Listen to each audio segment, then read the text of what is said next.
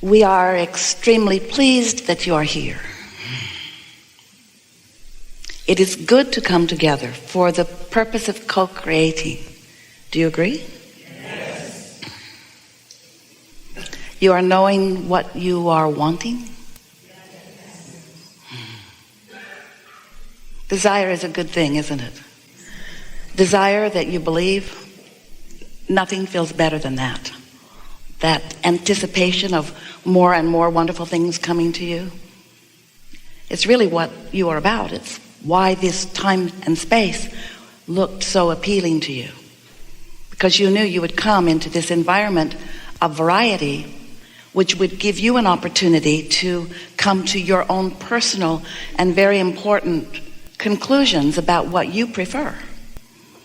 And you understood before your emergence into this body that once you decide, a powerful word, once you make a decision about something, think about the power of a decision. Once you decide, not once you ponder, not once you speculate, not once you wonder, not once you weigh the pros and the cons and the pluses and the minuses, but once you decide, once you come into alignment with your idea of desire, so then there's no resistance within you, then all things move in cooperation with your decision. In your indecisiveness, in your, I want it but, I really, really want this, but. Then there is a split or a resistance, self-imposed, that just slows everything down, dilutes the power of it. And that indecision is what then brings about frustration because of the slowness of the response. When you have decided, then you are powerful. But it takes a little while to become decided, doesn't it? You have to sort of collect some data. Sometimes, you're doing so well. Sometimes you'll be all tuned in, tapped in, turned on. And you'll be going with the flow, and we mean that literally. You're going with the flow, and you feel very decisive about something. You see something that you want, and you know, that's it right there. Yes, you're decisive. But sometimes as humans who have been trained to not believe in yourselves, you think, but it shouldn't be that easy. I shouldn't be led to the perfect thing right here and now. Surely there must be more pain to experience in the earning of the perfect whatever it is. And so sometimes, even though you were led right to it, because the source within you knew right where it was, and you were tuned in, tapped in, turned on, and so you went to right where it was. And when you saw it, you knew it, but then you second-guessed yourself because it was not nearly painful enough coming to the conclusion. And we want you to begin to realize that it's not supposed to be painful, that there is a process of you coming to those decisions. There is a process by which you sift and sort and come to your decisions. You know when you don't prefer something, and you know when you do prefer something. You know. But sometimes along your unfolding of your path, others have convinced you that you just think you know, but you don't really know. And that they are really the ones who know. And so you should listen to them because they know. And often they will accuse you and us. They accuse us of teaching you selfishness. We say, we do. Yes, we do. We do. Chapter 1, selfishness. Because if you are not selfish enough to identify your own preference, then you cannot connect to the power that is really you. Because in not deciding what's best for you, then you water it all down with what's best for this and best for this. And we're not saying that it cannot be best for you and others too. We are saying that what is best for you, which is alignment, is what's best for everyone who has anything to do with you. Because when you are in alignment with the source within you, you have plenty to give. Oh, then you're flowing, you're dynamic, you're fun. But if you're not selfish enough to get tuned into that, then you're not so much fun. And then that's when, we love you so much. That's when you get demanding. That's when you start demanding the respect that you want. So this process of coming to your decisiveness, this process of what we are calling the process of deliberate creation, because it's no fun just to stumble into it. You think you might like that, but you really don't. When you stumble into wonderful things, you don't feel nearly as emphatically joyful about them as when you plan for them and you watch them evolve. And you're there to witness the unfolding of them so that you have complete ownership in what happened. That's the way deliberate creating feels best, isn't it? But you came knowing that there would be plenty of variety for you to sift and sort through, and that from that process you would know what you don't want and you would know what you do want, and you knew that in that process you would naturally come to continual asking of your preference. I would like that, I would like that, I would like that. Even if you are not using words. If someone is rude to you, you know you would prefer them to be nicer. And if you're rude to someone, you know you would prefer that you be nicer. You can feel at all levels of your being whether you are in harmony with who you really are or whether you have diverged from it because of your reaction to something that's going on in your environment. And the most delicious life to be lived by you or anyone is the life that you live on purpose, not the life where you are reacting to things. Because when you're reacting, you're out of control. But when you're deciding, when you are deliberate, then things line up for you and you have that knowing of every part that you played in every part of the unfolding of it. So then, when the manifestation of it is realized by you, how sweet that manifestation is, because you recognize the components of it that you have accomplished. So, sifting and sorting, knowing what you do want, knowing what you don't want, causes you to accomplish without even knowing there was a step one. Because asking is step one, asking for something. And the more sifting and sorting you do, the more knowing what you don't want and knowing what you do want that happens, then the more decisive you are, yes, about what you want. And so asking is so important, step one.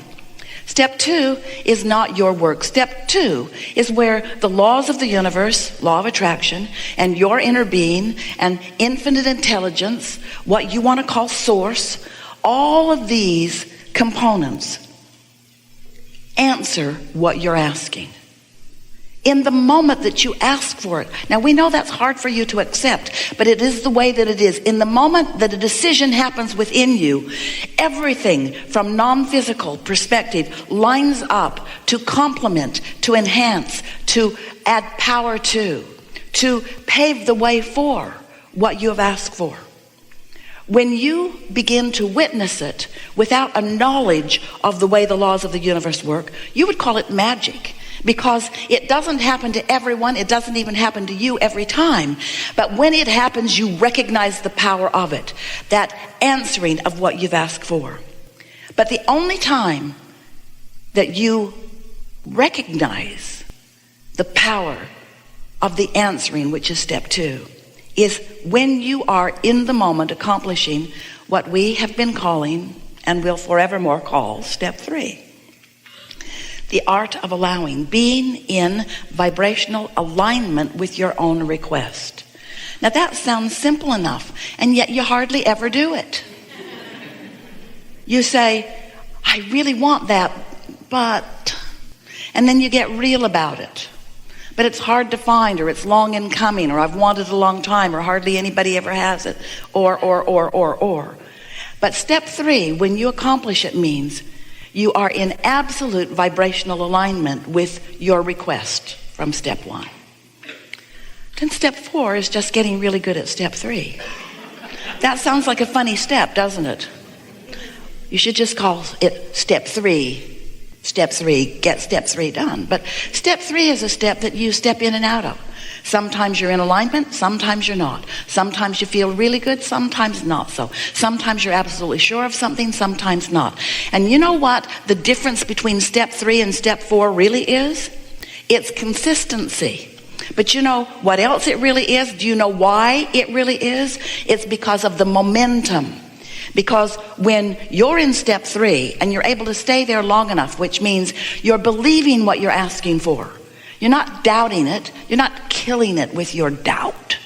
You believe it. And so it's infusing you with a feeling of energy. When you are in step 3 and you've practiced the positive thought of the positive expectation of the positive outcome that you are reaching for, momentum happens. Law of attraction is at the heart of all of this. When you give your attention to something just for a moment, it's not very powerful. If you focus on something for less than 16 seconds, we used to say 17. When you focus upon something for less than 16 seconds, things are moving right along, aren't they? When you focus upon something for less than 16 seconds, you don't really engage in any powerful way. Law of attraction doesn't really kick in until 16 seconds. And when it does, then another thought like it comes and momentum has begun. Once momentum gets underway and you get out there a little way, over a minute of focusing upon what you are wanting, then what happens, there's enough momentum that you step from step 3 into step 4. That's all it takes to get from step 3 to step 4 is a little over a minute of focusing without killing your thought with your doubt. Can you do that? No. You got to practice it. You can do it, but you usually don't. Because there's usually someone there who you're talking with who has a very objective and practical approach to why you can't get what you want. You know who they are. Leave them home. You know what it's like to be high and feeling good about something and then to be, oh, we love you so much, stupid. And to say it out loud to somebody who's not ready. In other words, if you talk about what you want to someone who's not ready for you to have what you want, they're going to throw cold water all over it. They don't mean to. They love you, mostly. They do. They love you. They mean well for you, pretty much. But they are not important to your making that step from 3 to 4. They are not important to that. Only your focus is. So if we were standing in your physical shoes, we would make the step from 3 to 4. In other words, we'd just get really, really good at step 3 without talking to other people about it. Because when you talk to other people about it, you clutter your environment with their problems, with their doubts, with their disbelief, with their attraction of things that you don't want, with their peanut gallery assessment of why you should be cautious about this thing that you've decided you want. So we're saying to you that these steps are private steps. Life shows you what you want and Source lines up with you right away, and there's no fanfare with Source. Source doesn't send out an email announcement. Source doesn't try to get you on the evening news with it, and it's fortunate for you. Because when you hold your intentions to yourself, they can be more powerful. And that's something that most humans do not understand. You think that there's power in numbers. No. The power is not in the numbers. The power is in the alignment, you see. And usually in the numbers, there's fracture. Ringing any bells? So, step 1, you ask. Step 2, Source answers unequivocally, every time, completely. And when that happens, a vibrational reality begins to form, and momentum begins to be accomplished right away. And this vibrational reality, which is what step 2 accomplishes, is so vivid and so powerful that we have named this vibrational reality the vortex. Wrote a whole book about it, because we want you to accept the reality and the validity of this vibrational reality, which will turn from thoughts to things in time, depending upon what your thoughts are, depending upon what the momentum of your thought is, depending upon how well you're doing with step 4, depending upon how much momentum you are allowing yourself to have about a subject before you contradict it with your own wisdom of past experience. That word wisdom was sarcastic. You are wise, but you're not usually using your wisdom when you are looking back for evidence of why this won't work now, because it didn't work before. So if you could forget about what didn't work, then every fresh desire you hatch would work.